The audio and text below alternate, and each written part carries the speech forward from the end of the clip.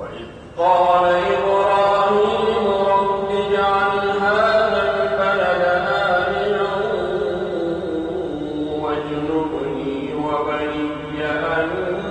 نعبد الأصنام رب إنهن أضلن كثيرا من الناس فمن تبعني فإنه مني ومن عصاني فإنك غفور رحيم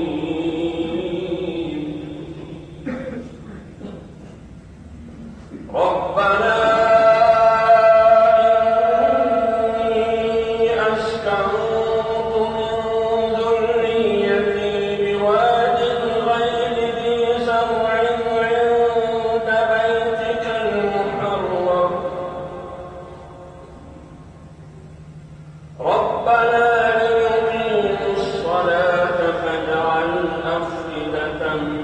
من الناس تهوي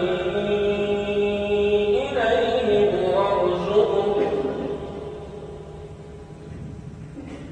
وارزقهم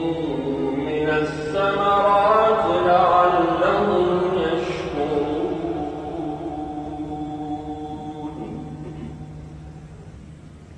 ربنا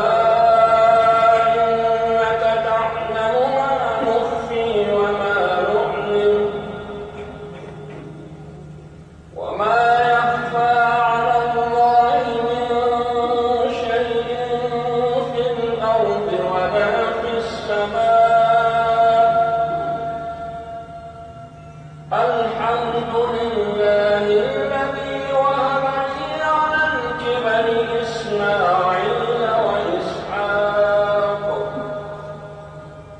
إن ربي لسميع الدعاء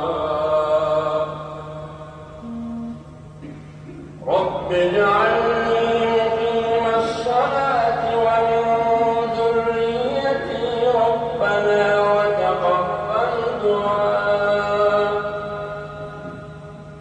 ربنا اغفر